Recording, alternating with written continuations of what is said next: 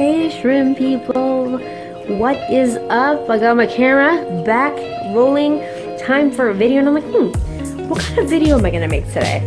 What is something that I think a lot of people who have shrimp need to know about? If they don't know about it, they're gonna have to know about it. Well, that is the Marina hang-on breeder box, people. And if you don't know, now you know. And I'm gonna tell you why it's so great, the ways you can use it, and how it works. So you can definitely tell that I have a shrimp problem. The fact that I have 3 different sizes of these boxes and 3 different shrimp types in these types of boxes, there's a problem. And then like the problem just spirals so far out of control. You start getting more shrimp, then you need more tanks, then you need more boxes. Then you just start to buy other things, like start to buy plants. You know what? Let's just stay on topic here. I know I'm excited to put out another video. And by the way, I must mention, do not judge these boxes by the condition that I'm showing you them in. Yes, I have no shame, because there is no shame. I have been keeping shrimp for many years, and these boxes are many years old.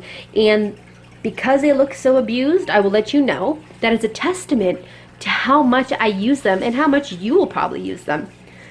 Now, I see a lot of discussion on what's better, a box that you put in your aquarium or outside of it, because, I mean, let's be honest, it can be a little bit of an eyesore hanging this on the outside of your aquarium. However, I've also tried the type that you put in your aquarium, and I really don't like how that looks. Like, my personal preference, I don't like how it looks. It looks bulky in the aquarium. Plus, I cannot see my shrimp. So, like, okay. Can you see these shrimp? Yes. I can see these shrimp with more clarity and in finer detail in this box than even in their tank. So, I mean, for viewing purposes, the external breeding box has got to win hands down, right? Alright, so let me tell you how it works. Let's just get to that. There's 3 different size breeder boxes, small, medium, and large. They're called breeder boxes. They can be used for other things, which I'll get into in just a little bit. But so you hang it on the exterior of the main aquarium, and you're going to need an air pump to operate this. So you attach your airline tubing and your air pump right here. This is where they're connected to one another. And then this little control valve right here, you turn it and it controls the amount of drops and the speed of the flow right here. So see how it's flowing pretty quickly right now? That's because I want it like that. And then you can see right there, it's coming in to the box, and then it goes out the other end through this little part right here and back into the aquarium. Right there, you can see it driving back in. So even though they are contained in this small space, they're actually, it's like they're in the main tank. They're really benefiting.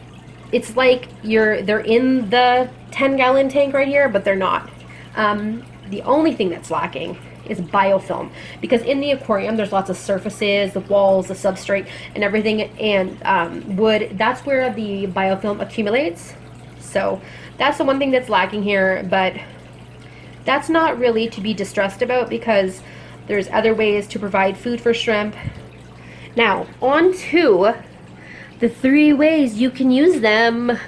The first way, it's for long or short-term housing. So, for whatever reason, let's just say your tank cracked and the water went all over the place and you have nowhere to put your little shrimps. You can just hang this box onto another tank, put them in there, and they'll be just fine. Other reason is, you know, maybe you don't have enough tanks. Maybe you're setting up another tank. Really, in all honesty, a lot of people do this, and they shouldn't. They buy shrimps, and they haven't even set up a tank yet. The reason I have them in here is actually quite simple. I'm setting up another tank. It's just not ready yet. So they've been here for about a week, and they're doing just fine. These are from some of my favorite shrimp. These are snow whites from a guy on Facebook. Really nice guy, really nice stuff, and really nice shrimp, and I love them. Okay, if you're watching this video, you've probably got either shrimp in the mail or shrimp at a pet store or both, or way too many shrimp, and you know far too well what I'm going to tell you why you need this. It's for acclimating shrimp. So a lot of people use a bucket and airline tubing. If you have this kicking around, there's no need. Put your shrimp and bag water into this container, adjust the flow to 1 drip per second, let it fill up, and net your shrimp out once they're fully acclimated, and put them in the main tank. Third way to use this is the small breeder box right here. We got 2 pinto shrimp. Like, let's just say you have 2 really good looking shrimp that you want to breed together. You have a desired goal, you want to achieve something, or you just think these 2 would make some good looking babies. Well, you're in luck.